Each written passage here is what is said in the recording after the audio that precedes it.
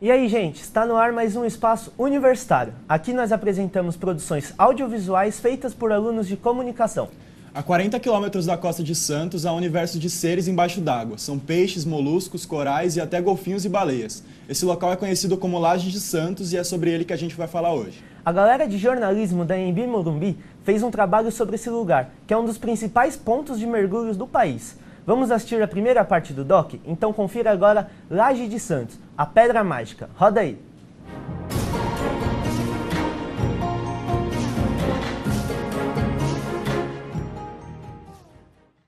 A Laje de Santos, aí, em relação à parte cênica, ela tem um apelo muito forte, primeiro porque você navega bastante, mar aberto. Então, quem está indo para lá pela primeira vez, sai do continente em direção ao mar, vai chegar a um ponto que vai estar praticamente avistando só água para todos os lados, e aí aparece aquele rochedão, né? Aquele rochedo lá com seus 550 metros, tem 35 metros de altura, ele é baixo, parece aquela pedra lá no meio do mar. Ela tem um formato interessante, tem um formato que lembra uma baleia cachalote. E então, assim, o cenário ali já tem essa parte bastante especial, né? E em relação à fauna marinha, pelo fato da laje estar bastante distante do continente, ela abriga uma fauna que é chamada de fauna recifal, que é a fauna que vive permanentemente no local, e abriga também a fauna dos peixes chamados de pelágicos, ou peixes de passagem. Então são cardumes que frequentemente estão visitando ali aquele ambiente em busca de alimento, em busca de ponto de abrigo, de ponto até de acasalamento, e conseguem então com isso juntar uma riqueza ali de fauna muito importante.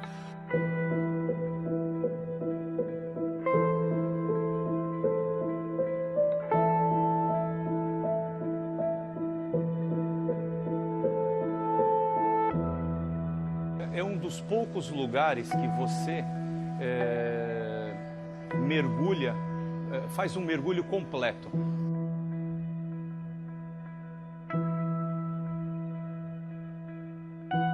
Você tem a sensação de estar num grande aquário.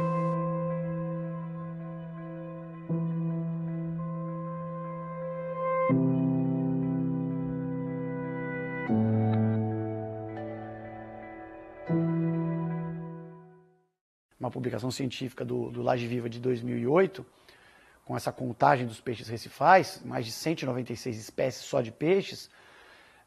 Então eu falo, olha, se você mergulhar na laje, você vai ver mais vida do que você ver mergulhando em Noronha.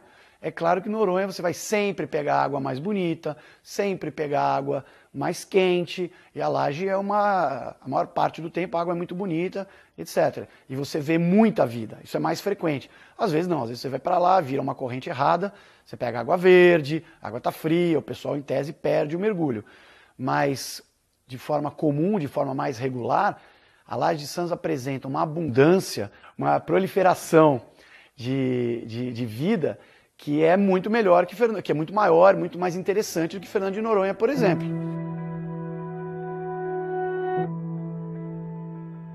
O perfil do mergulho na Laje de Santos, ele é bastante variável. Embora o tamanho do ambiente não seja muito grande, existe uma variedade de possibilidades de mergulho bastante interessante na Laje de Santos.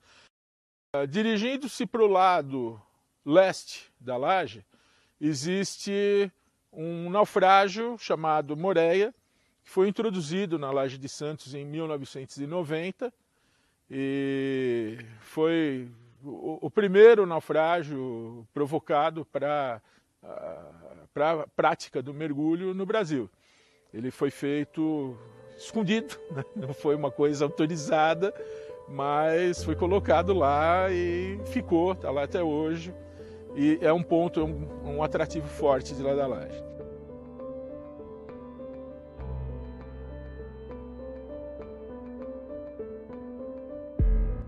Não havia um naufrágio lá, porque barcos de madeira que haviam batido, haviam se desmanchado. Então eu precisei arrumar um barco de aço, que já estava enferrujado, e foi fácil comprar, porque comprei a preço de ferro velho, depois tapei os buracos que tinha e levei a reboque até lá, pensando que ele ia naufragar muito rápido, mas não foi isso. Demorou umas 3 horas para afundar, com todas as tomadas de água abertas, ele ainda demorou muito tempo. Mas depois afundou exatamente onde eu queria. E o mais interessante é que, como ele afundou no fundo arenoso, era o único ponto, vamos dizer assim, que aguentava a maré, né? Aguentava o embate das ondas, o Mar Bravo. E passou a ser um local com uma vida marinha incrível. Passou a ter uma vida ali dentro do Moreia, em volta dele, inclusive as raias gigantes que habitavam lá, as jamantas, passaram a ficar, vamos dizer assim, nadando em volta dele. Eu não sei porquê. Talvez por ser uma coisa nova, não sei. Mas que contribuiu muito, contribuiu tanto para o ponto de vista ecológico, vamos assim dizer, né? Para trazer habitantes do mar para aquela região, e do ponto de vista turístico, porque não havia naufrágio lá. Então, agora tinha mais algo para se ver, um naufrágio. Por isso que chamam de pedra mágica.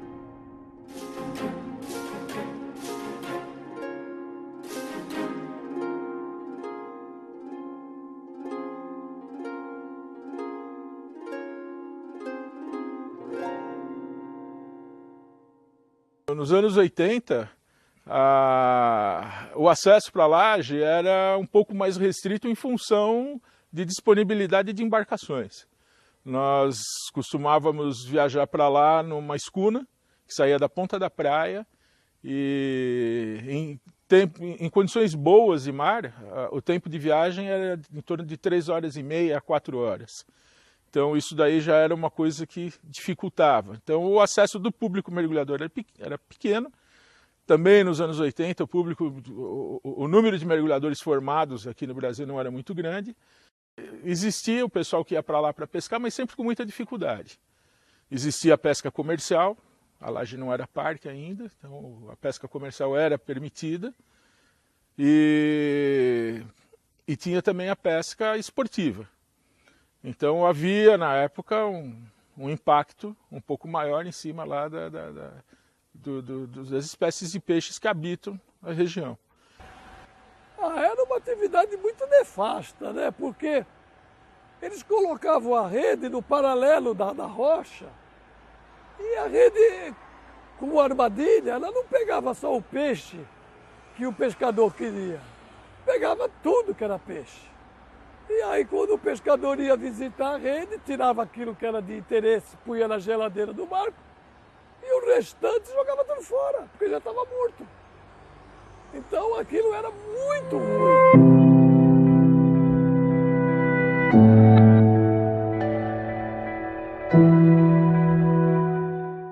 O parque foi criado em 93, né?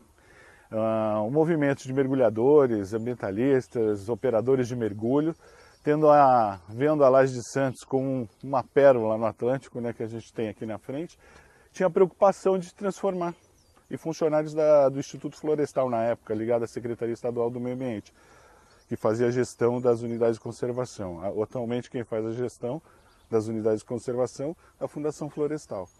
O parque está com 22 anos, né, a criação.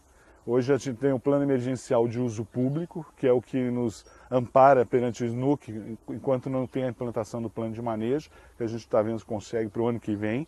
A gente implantar o plano de manejo seria a bíblia do gestor para fazer a gestão da unidade, né? Então, junto com o conselho do parque, a gente consegue, junto com os pares, né, entidade governamental, entidade civil, representada aqui no conselho, fazer a gestão dessa unidade. A fiscalização hoje do Parque Estadual Marinho, não só do parque, mas também das áreas marinhas protegidas. Nós temos a Polícia Ambiental que fiscaliza, tanto o litoral sul, litoral centro, litoral norte. A 5ª Companhia do Pelotão Náutico da da Polícia Ambiental, e temos embarcações nossas também que a gente usa próprio para fiscalizar a área marinha.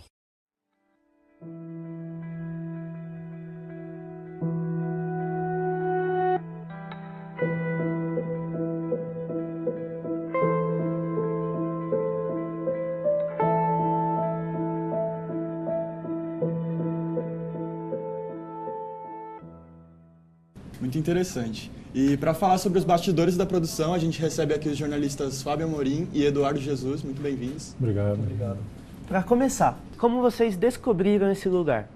Bom, eu sou mergulhador já há bastante tempo e sou frequentador da Laje de Santos. Então, durante ali todo o processo de definição do que nós iríamos trabalhar, qual seria o tema do documentário, eu acabei sugerindo a Laje de Santos, por conhecer, ter um apelo ambiental. Então, por uma produção audiovisual, acabava que o foco teria que ter um lugar que produzisse belas imagens e com um tema super pertinente para os dias de hoje, que leva aí a questão da sustentabilidade, o foco de proteção ambiental. Então, foi assim a questão da Laje. Eu já conheço já há uns 15 anos o parque. E como foi a decisão de transformar a Laje de Santos em documentário? Bom, a decisão houve quando o Fábio, que já mergulha na Laje de Santos há vários anos, chegou e apresentou a ideia para a gente no grupo. Tínhamos mais ou menos uns 10 temas, mas acabamos batendo martelo com esse, por se tratar de um tema de meio ambiente, né? Onde levamos esse tema para a professora, a Eliane Basso, foi a nossa orientadora no trabalho, e todo mundo, por unanimidade, gostou da ideia. A partir daí começou todo o trabalho de pesquisa mais a fundo, uma vez que nós já tínhamos o Fábio, que facilitou esse trabalho de pesquisa, que foi durante 4 meses, né? Então a escolha do tema se definiu nisso. O trabalho é muito rico em detalhes da vida marinha. Como é que vocês conseguiram captar isso? A gente teve uma ajuda bem grande no trabalho do Armando, que ele é um biólogo, ele também é um operador de mergulho da Laje de Santos. Ele recém-aposentou, mas ele foi uma pessoa que frequentou e apoiou todo o trabalho de pesquisa, inclusive do Instituto Laje de Vida, dessa parte de preservação, faz um trabalho super legal no barco de orientação com os mergulhadores. Olha, esse peixe tem esse costume, esse é um peixe de passagem, esse é territorialista, ele fica em tal lugar. Então isso foi dando para a gente uma base muito legal para começar a captar essas ideias e misturar com as imagens um pouco de informação ali da vida marinha do local. Então ele colaborou bastante com a gente. Você citou biólogo. Quantos e quais profissionais estiveram envolvidos com esse trabalho? Bom, no nosso grupo nós éramos 5 pessoas, então entre roteiro, textos, entrevistas, edição, foram 5 pessoas. Além disso, nós contamos com o Osmar, que é um biólogo que hoje está vivendo na Austrália. Ele foi um dos fundadores, um dos precursores da campanha ambiental na Laje de Santos. O Armando, que também ainda aparece no documentário, apoiou bastante a gente. E o Léo Francini, que foi outra pessoa, ele não aparece no documentário, mas foi uma pessoa que deu alguns toques, foi dando dicas. Então, e o pessoal da Secretaria de Meio Ambiente de São Paulo, que fica lá, que cuida da laje, o gestor do parque, eles colaboraram bastante com a gente, com toda essa parte de informação técnica do local, informações de preservação, do pessoal que acaba...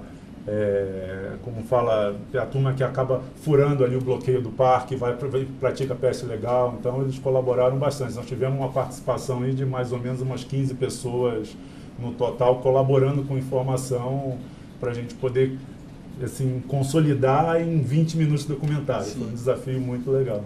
E na prática, quem fez o trabalho dentro da água?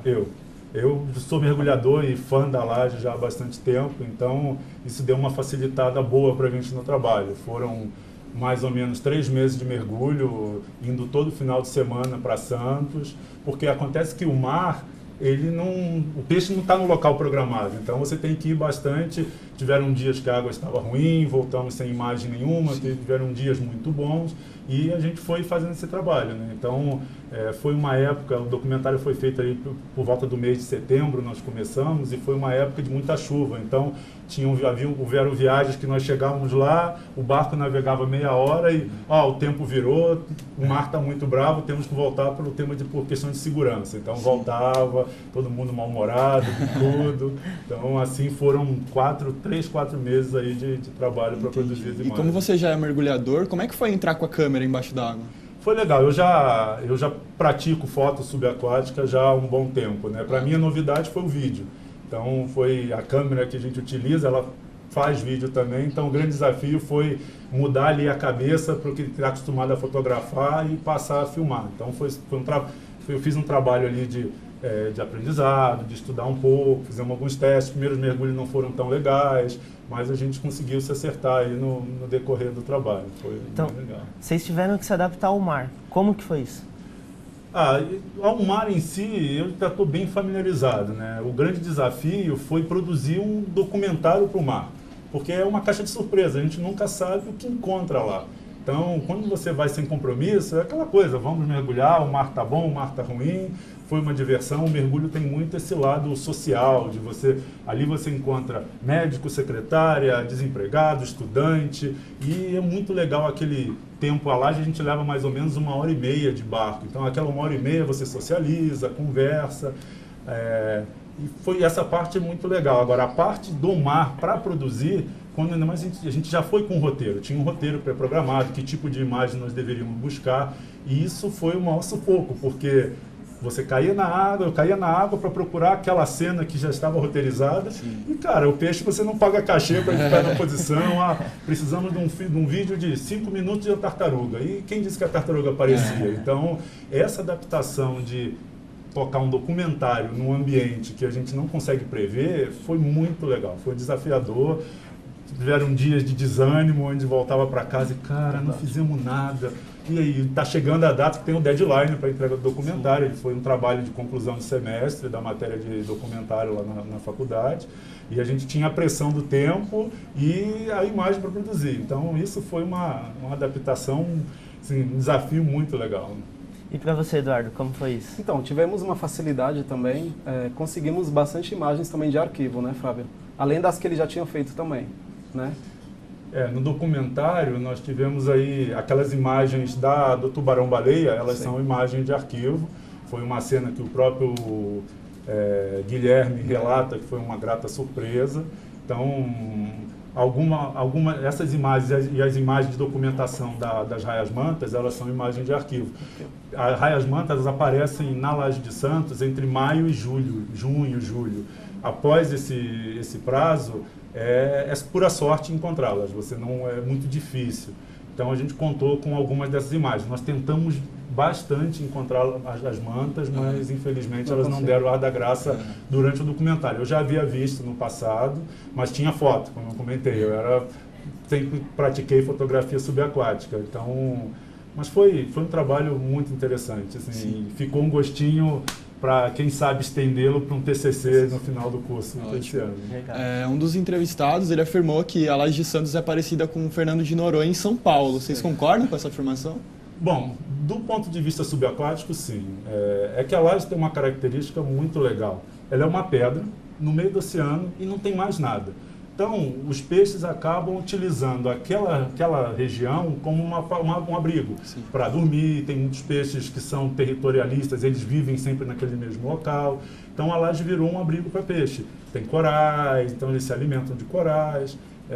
Noronha, e ela proporciona essa mesma impressão de Noronha. Você cai na água em Noronha, eu já mergulhei algumas vezes lá, e você vê aquele mundo de peixe passando para um lado e para o outro. E a Laje de Santos, num pequeno espacinho ali de 40 metros, você cai na água e você vê aquele mundo de peixe, igual também você vê em Noronha. Exato. Então, essa parte da sensação é muito legal. Noronha é um lugar maravilhoso, uma ilha linda, o visual fora d'água, então, nem se fala, mas ela dá essa impressão, principalmente quando nas épocas de água muito boa e clara, você cai e não sabe se está em Noronha ou se está na Laje de Santos, em São Paulo. Então, é bem interessante isso. E você, Eduardo, o que você acha disso? Então, toda essa parte das imagens quem fez foi o Fábio, né? O restante do grupo que a gente percebe é que De fato, tem semelhanças, né? Como o Guilherme cita, a água de Fernando de Noronha ela é um pouco mais azul.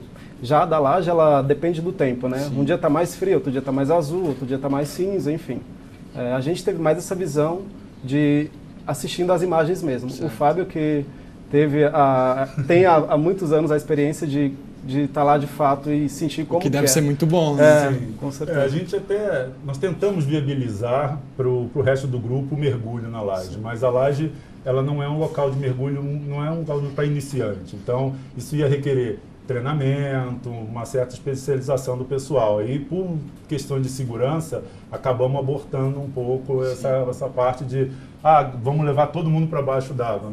Não dava. E acabou que apesar da gente querer muito, viu? A gente ficou super curioso e tal, animado, mas acabou não rolando, infelizmente.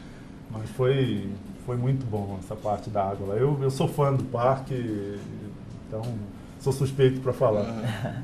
Gente, o papo está muito bom, mas nós vamos para um rápido intervalo e já voltamos com mais Espaço Universitário.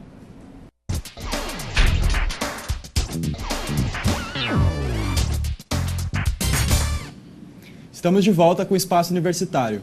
Hoje falando sobre a Laje de Santos, um lugar com imensa diversidade de vida marinha. E destino de muitos mergulhadores. Ficou com vontade de dar um mergulho por lá, Lucas? Com certeza. Vamos assistir agora a segunda parte do documentário Laje de Santos, A Pedra Mágica. Roda aí.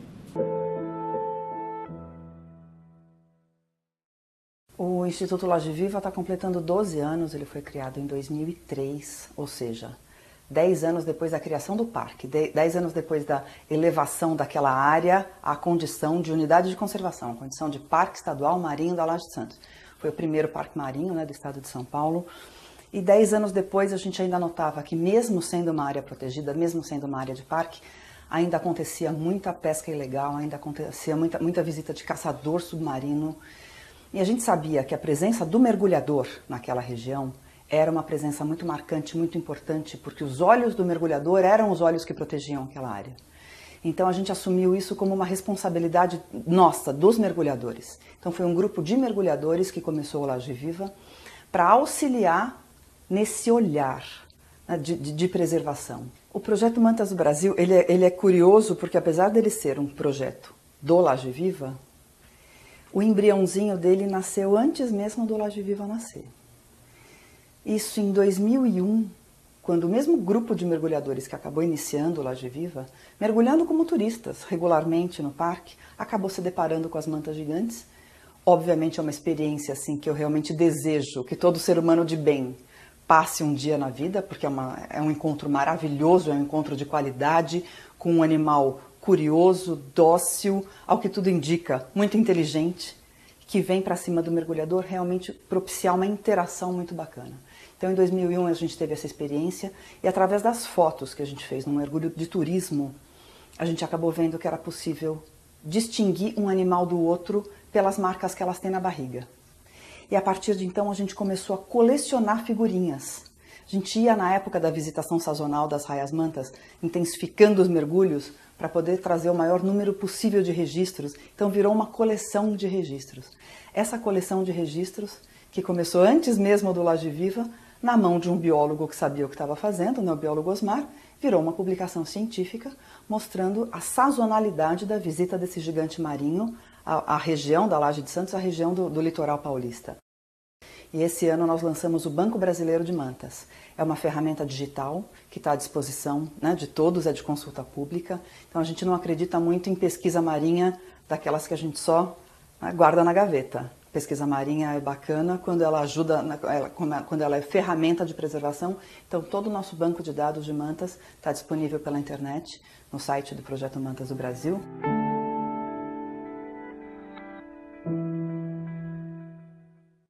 Desde 2008, com as áreas marinhas protegidas, dentro do setor da Marinha Litoral Centro, nós temos aqui 450 mil hectares de áreas marinhas protegidas. Mas no estado de São Paulo, a partir de 2008, são 1.200.000 hectares de área marinha protegida. Esse conselho da APA Marinha Litoral Centro, assim como os demais conselhos, hoje em dia o Laje Viva ocupa também uma cadeira na APA Marinha Litoral Sul, além de ocupar uma cadeira na APA Marinha Litoral Centro, funciona com propostas, com debates, realmente é uma iniciativa para aproximar o poder público da sociedade que é representada, né, pelo poder público. Então, todas as partes estão ali para fazer pedidos, para dar ideias e para fazer concessões, muitas vezes. Então, foi a partir de uma proposta do Instituto Laje Viva que o setor Itaguaçu, que é um quadrilátero que está bem além dos limites, né, do parque. O Parque Estadual Marinho da Laje de Santos é um retângulo que tem 5 hectares de área, e o setor Itaguaçu é um setor que está em volta com outros 50 hectares. Então, através de uma proposta do Laje Viva, o setor Itaguaçu todo virou uma área de amortização onde é proibida a pesca. Então, é muito mais restritiva a atividade, né, muito mais restritivo o comportamento dentro da área do parque, mas no setor Itaguaçu como um todo acabou sendo proibida a atividade de pesca, o que cria essa zona de amortização muito importante para a preservação das espécies que vivem em torno, né, em função do Parque Estadual Marinho da Laje de Santos. Não foi fácil convencê-los de que com a criação da área, que é um quadrilátero em volta da pedra, eles teriam uma fonte inesgotável de pescado para a região em volta. Mas eles perceberam isso depois. Depois de alguns anos, alguns me chamaram e disseram, olha, você tinha razão. Hoje a gente põe a rede por fora do quadrilátero e a rede vem chapada de peixe. Provavelmente porque está preservada aquela área central, né?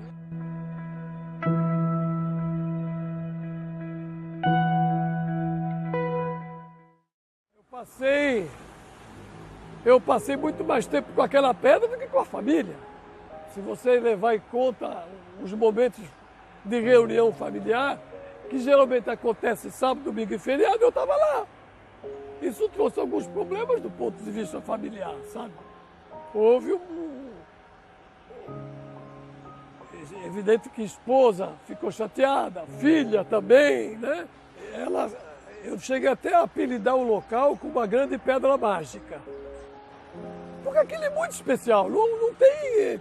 Só quem visita é que consegue entender. Né? Você sai daqui no meio do oceano sem ver nada, de repente no meio da viagem a gente começa a avistar uma pedra no meio do oceano e fala, mas o que é isso aqui? E aquilo é fantástico.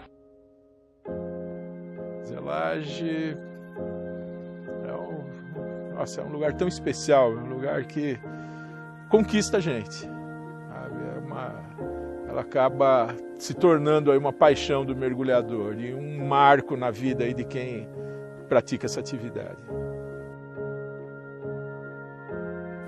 A Laje de Santos, a gente costuma dizer que você pode mergulhar lá 10, 20, 30 anos e todo mergulho é uma grande surpresa. Mas se você me pergunta a experiência mais inusitada, ela ocorreu num lindíssimo domingo de Páscoa, dia 8 de abril de 2012, quando eu fui sozinho num barco de operação. Haviam 8 pessoas que foram passear, porque domingo de Páscoa está todo mundo com a família. Só que tinham lá 8 sem famílias, e como havia sido avistado uma raia-manta de longe no sábado, então o pessoal do projeto me ligou e falou, olha, você pode ir no domingo? Eu falei, posso. Era aniversário do meu irmão, nunca me esqueço, além de domingo de Páscoa. Mas eu fui, estava um dia maravilhoso, uma água azul com mais de 30 metros de visibilidade, e eu fiz um mergulho sozinho procurando raia-manta, eu estava até com um equipamento de tagueamento, e nada de raia-manta. E o encontro mais inusitado foi quando eu estava no final do meu mergulho, já me preparando, a parada de segurança me preparando para subir de volta ao barco.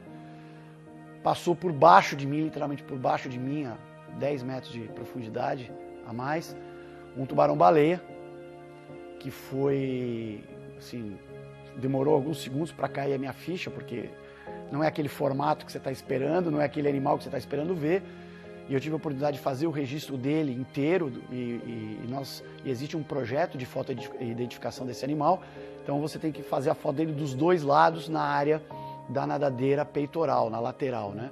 Então eu consegui, ele passou embaixo de mim, consegui fazer esse registro. Depois de alguns minutos ele voltou, na verdade ela voltou, e foi o registro da maior... Existem alguns registros, né, de tubarões-baleia na costa brasileira, não é tão comum, mas não é tão raro também, mas esse foi o maior tubarão-baleia registrado na costa brasileira e o primeiro registro de uma fêmea grávida. É um tubarão de 12,5 metros aproximadamente, confirmado aí pelas medições dos especialistas do EcoOcean, que é o banco de dados mundial, onde esse encontro está registrado. E eu tive a oportunidade de batizar até esse animal, essa fêmea grávida, que eu dei o nome de Gaia, né, em homenagem à minha esposa. E foi assim, o encontro mais inusitado, mais fantástico, apesar de todos os outros sensacionais, com raias-mantas e até com tubarões. Mas esse realmente foi o mais inusitado de todos.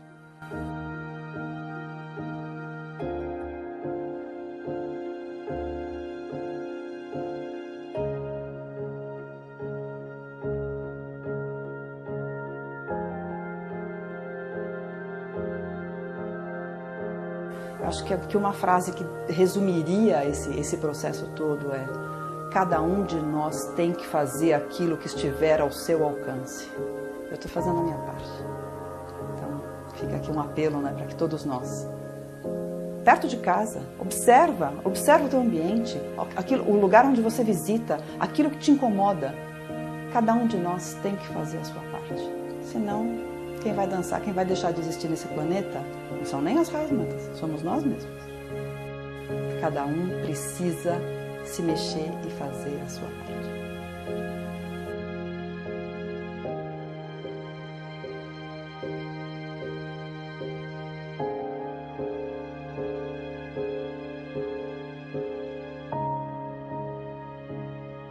Muito legal o documentário. Agora vamos continuar o papo com os jornalistas Fábio Amorim e Eduardo Jesus. A gente vê que no documentário vocês usam imagens de muita qualidade. Quais são os equipamentos que vocês Bom, usaram? a gente utilizou um equipamento, uma Canon 5D Mark III, com uma iluminação própria para filmagem subaquática. Então a gente tem ali mais ou menos 6.000 lumens em cada lanterna, que garante aquela claridade, porque no mergulho a gente tem uma limitação de luz muito grande. Que, à medida que você vai descendo, a luz do sol ela acaba não passando ali as camadas de água e você vai ficando escuro. Então, para garantir aquela cor, todo aquele visual que chama a atenção, realmente a gente usou iluminação artificial para dar aquela cor mais forte. Então, foi um equipamento com uma caixa estanque. Existe um equipamento, essa Canon é uma câmera normal que fotógrafos utilizam fora d'água. Então, tem uma caixa, ela é uma caixa de alumínio, com uma porta na frente de vidro, onde você coloca essa câmera convencional dentro e ela veda tudo. Ela tem uns botãozinhos do lado de fora, onde todas as funções que você tem na câmera quando está segurando, ela te garante que você vai ter essas funções debaixo d'água. Então a gente utilizou, foi esse equipamento, foi caixa estanque aquática com câmera Canon e aí um conjunto de lentes aí para cada tipo de situação. Então foi bem legal aí. Dá medo, uma câmera cara dentro daquela caixa, aí, será que vai entrar água? Mas foi tudo legal, correu tudo muito bem. E como foi a rotina de gravação? Bom, das entrevistas a gente, como a maioria das pessoas, exceto o Instituto Laje Vida, que está aqui em São Paulo, eles estão em Santos. Então, acordando cedo, faltando trabalho, negociando um pouco de falta, o final de semana, indo para Santos. E aí passava ali passava o dia inteiro entrevistando 2, 3 pessoas. A gente desceu pelo menos umas 3 ou 4 vezes, né? Foram umas Fora as 4 imagens vezes que ele ia fazer. As imagens foram mais ou menos 12 mergulhos. E depois que vocês captaram as imagens, como foi a seleção e a edição? E aí essa parte foi com o grupo, né? Nós reunimos o grupo, as 5 pessoas, algumas vezes na universidade, outras vezes trabalhando por Skype e compila uma parte, manda para o grupo, o que vocês acharam. Então foi um trabalho em grupo, essa parte nós fizemos aí juntos e começa a definir com base no roteiro que nós já tínhamos pré-pronto, né? E nós fomos, essa daqui se encaixa nessa parte, não, essa eu acho que ficou feia, essa ficou boa. E ali a gente foi trabalhando, e depois ainda teve um pente fino da Eliane. A professora ainda olhou, ela acompanhou todo o processo e ela foi, não, essa daqui vamos tirar, essa daqui deixa, não, essa imagem não está legal, vamos substituir, o que você tem para colocar no local? E foi esse trabalho, essa foi uma outra experiência legal, eu não tinha essa visibilidade, essa visão do grande trabalho que dá para fazer um documentário de 20 minutos, né? E a escolha de imagens é uma parte importante do processo, porque você pode ter um documentário com conteúdo textual ali muito bom e ter uma imagem que não atraia, porque acaba que nós somos muito puxados pelo visual, né? Se o visual é bonito, você já tem ali 50% do caminho pronto, né? Então esse foi um grande desafio, de garantir que a parte visual ficasse bem Fora que é um tema atraente. que o grande destaque deles são as imagens mesmo, né? Isso. Embaixo do mar, etc e tal. Sim. E como que foi a repercussão desse trabalho dentro da faculdade? Cara, foi maravilhosa, assim, a gente até se surpreendeu, né? Meio que já esperava pelo o tema em si, como eu falei agora, por conta das imagens. Isso já é um tema, a gente já imaginou que ficaria super bonito. É algo diferente, né? Algo diferente, só que teve no YouTube, pelo menos a gente tem mais ou menos foi umas 2.700 visualizações. A professora, destacando mais uma vez, falou que poderia ser um tema de TCC.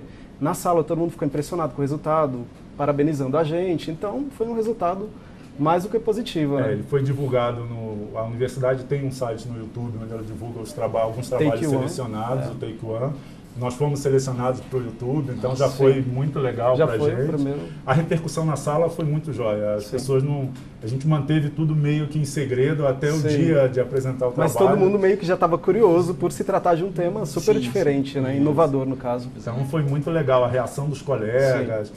O final do documentário ele é bem emocionante, da Ana Paula falando sobre a preservação, fazendo uma campanha, um apelo ali para cada um fazer a sua parte. Então isso deu para ver assim no rosto das pessoas que viram que tocou um pouco. Então foi muito gratificante. E qual era a principal mensagem que vocês queriam passar com o vídeo, com o trabalho? Olha, a principal mensagem é aquilo até que eu citei no começo. A principal mensagem, eu acho que vale até a fala final da Ana Paula, né? É trazer, a gente pegou a Laje de Santos como exemplo, mas a gente trazer isso para o nosso dia a dia. Como? Com pequenas atitudes, né? Observar ao nosso redor, não jogar lixo no chão, em qualquer lugar que você esteja, colocar atenção para não danificar o meio ambiente. Contribuir, né, com pequenas atitudes mesmo. Acho que isso vai mudar as nossas vidas e com certeza teremos um mundo melhor, né? Se cada um fizer a sua parte, como o documentário fala, é difícil enquanto você tem 10 lutando e 1 milhão destruindo. Então, se cada um fizer a sua parte, cada um lutar, recicla o lixo de casa, vai jogar plástico, poxa, separa, vai andar, vai num parque, poxa, não pisa na grama, não destrói, a flor é bonita, mas deixa ela lá porque outras pessoas vão ver, não vai lá e corta. São nesses pequenos gestos que a gente acredita que a gente pode melhorar o mundo. Então o documentário ele traz um pouco disso. Cara, faz a sua parte, se engaja na causa da preservação. Não precisa ser aquele cara xiita que, não, eu não vou comer carne bovina porque a vaca é um animal, não vou matar, mas nos detalhes pequenos, se cada um colaborar um pouco, poxa, eu vou numa praia, tem um coralzinho na pedra que a gente foi nadar, nossa, que bonito, eu vou levar isso para casa, cara, deixa lá, aquilo levou 1 milhão de anos para crescer. Então, com gestos pequenos, a gente consegue colaborar aí para um mundo melhor, né? A intenção do documentário é tocar as pessoas nesse sentido. Sim. Esse trabalho não é um TCC. Vocês já têm ideia do que vocês vão fazer para finalizar o curso? Não, ainda não. A Eliana chegou a sugerir que nós transformássemos esse documentário curta-metragem num documentário longa, para transformar isso em TCC, e aí incluir algumas partes que não deu tempo, por exemplo, para incluir no documentário. Nós queríamos muito ter entrevistado os pescadores, porque de uma certa forma eles fazem um contraponto para essa questão da preservação. Até eles conseguirem se ajustar, e a gente também não tem uma versão oficial deles, que se eles conseguiram se ajustar a essa mudança, eles perderam o abrigo local de pesca. Então tinham muitas famílias ali, e eram pescas, não são pescas de grande porte, mas aquela colônia de pescadores, de famílias mais carentes que viviam da pesca. Esse pessoal, essas pessoas acabaram deixando de pescar. O espaço para elas ficou muito limitado.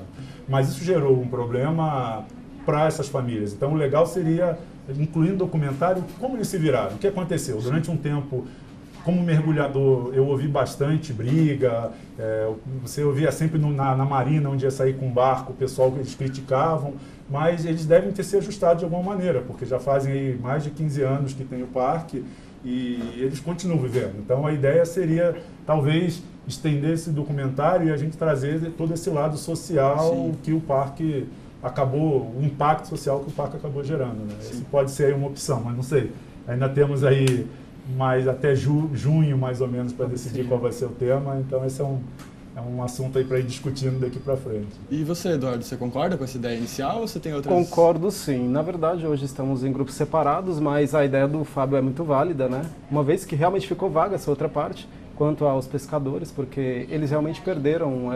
Muitos ali viviam, isso era o sustento deles, pescar ali, etc. e tal.